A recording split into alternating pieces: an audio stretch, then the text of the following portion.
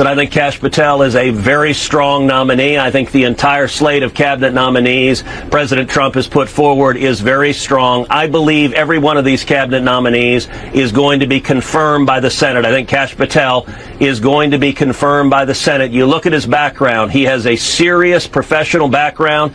He was a prosecutor. He was a public defender.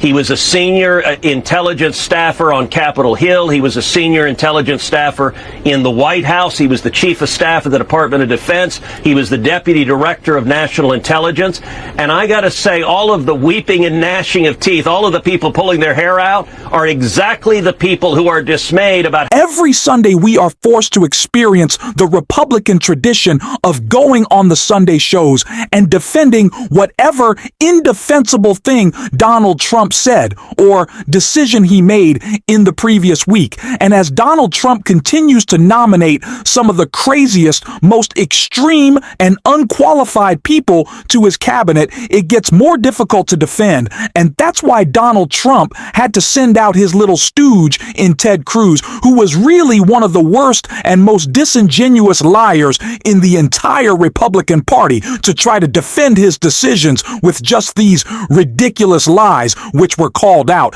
And when they were, you can kind of see Ted Cruz just melt a little bit, just kind of collapse, and just, oh God, he's so sad that he has to continue these defense of these indefensible lies. And we are going to get into all of that. But before we do, if I could quickly ask you to leave a like on this video, and if you haven't already, to hit that subscribe button. It goes a long way, and it really means the world to me. Now let's get into Ted CRW being shut down right here. When you think about tariffs and President-elect Trump, you don't take them seriously as an economic matter. You take them seriously only as a diplomatic lever. Well, look, I think the president was explicit with Mexico and Canada. He said he will impose these tariffs unless they secure the border. It was explicitly leveraged. And by the way, that is the same way that President Trump negotiated the Remain in Mexico agreement. If you remember, during his first term, President Trump threatened tariffs against Mexico, and AMLO, then the president of Mexico, he was incredibly scared and concerned. He was scared of Trump, and he ended up signing the Remain in Mexico agreement, which produced the lowest rate of illegal immigration in 45 years. It was incredibly successful.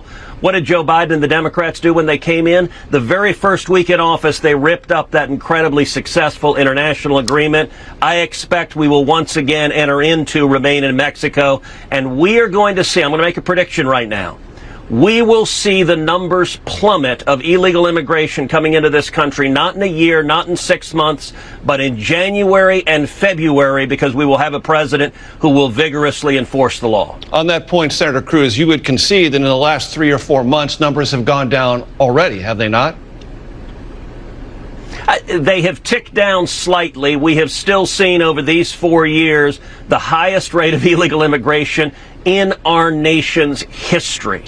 12 million illegal immigrants have come into this country. And I got to say, in a state like Texas, you want to see the consequences. This last election was an incredible landslide for President Trump. He won all 7 of the swing states. And in Texas, President Trump won Hispanic voters in Texas. I won Hispanic voters in Texas.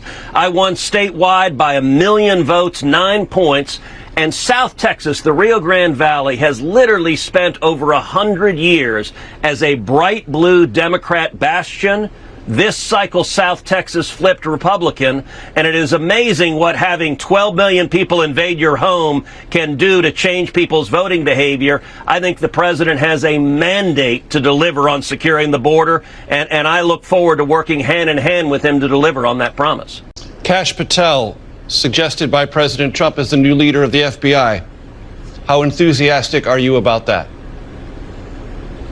Listen, I think Kash Patel is a very strong nominee. I think the entire slate of cabinet nominees President Trump has put forward is very strong. I believe every one of these cabinet nominees is going to be confirmed by the Senate. I think Kash Patel is going to be confirmed by the Senate. You look at his background. He has a serious professional background.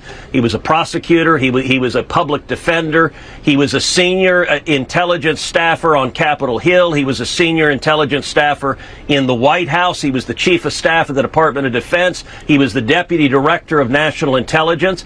And I got to say, all of the weeping and gnashing of teeth, all of the people pulling their hair out, are exactly the people who are dismayed about having a real reformer come into the FBI and clean out the corrupted partisans who sadly have burrowed into senior career positions at the FBI. The FBI and the Department of Justice are two institutions incredibly important to the rule of law in the United States. I revere both.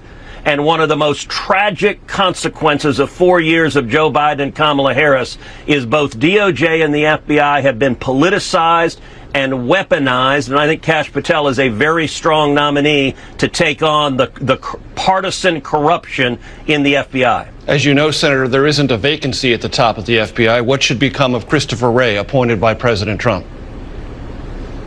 Well, I think he'll make a choice. I think either he will resign or President Trump will fire him. But it's no secret to anybody, including Chris Wray, that he is not going to continue to serve as the head of the FBI under Donald Trump. Listen, if you look at James Comey and Chris Wray, there has never been a period in our nation's history where the FBI has suffered a greater loss of respect, where more Americans doubt the fundamental integrity of the FBI. And it's because James Comey and Chris Wray presided over allowing the FBI to become a partisan cudgel, to be used to target parents at school board meetings, to be used to target people who chose not to take the COVID vaccine, to be used to target President Trump and to target the political opponents of Joe Biden in the White House. It is tragic. That is not what the FBI is for. That is not what the DOJ is for. And I got to say, Pam Bondi and Kash Patel, I think together are a very strong slate of nominees to go and restore integrity to both institutions. Let's pick up this thread on tariffs. I remember covering your presidential campaign in 2016, and you were a skeptic of tariffs then. I know the politics around tariffs have changed. President-elect Trump has done that. But have the economics changed?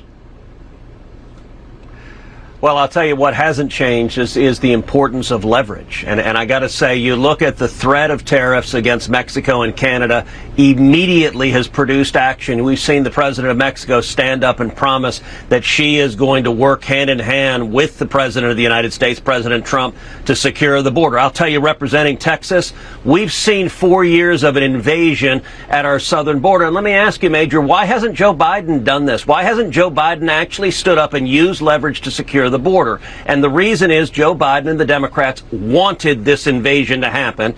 And I got to say, this is a promise that I believe President Trump is going to deliver on, and deliver quickly. We are going to secure the border. This is about using leverage to get Mexico and Canada to cooperate.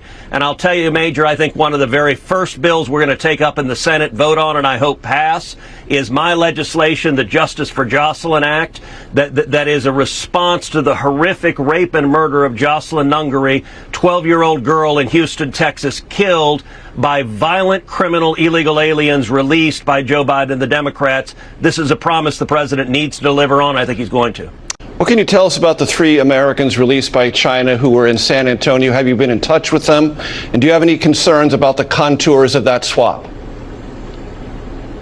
Well, at this stage, we don't know all of the details of the contours of the swap, but I'll tell you, I am celebrating the return of 3 Americans, especially Mark Swadan. Mark Swadan is a Texan from Houston. His mom, Catherine, is from Luling, Texas. I've talked with Catherine many times. I authored and passed a resolution in the Senate that passed unanimously calling for Mark Swadan's return to America. He spent 12 years unjustly imprisoned in communist China. I'll tell you, I have raised it directly with the Foreign Minister of China. I've raised it with President Biden. I've raised it with Secretary of State Tony Blinken. And I will give them credit on this. Tony Blinken, just 2 weeks ago, was the most recent time I spoke with him about Mark Swadan. And the administration has pressed the Chinese government, and Mark Swadan is back home with his mother, who has prayed for him, who has loved him. I want to say, Mark, welcome home. Catherine, congratulations. I told you this day would come. This is a time where all Texans and all Americans should be celebrating. Listen, I think Kash Patel is a very strong nominee. I think the entire slate of cabinet nominees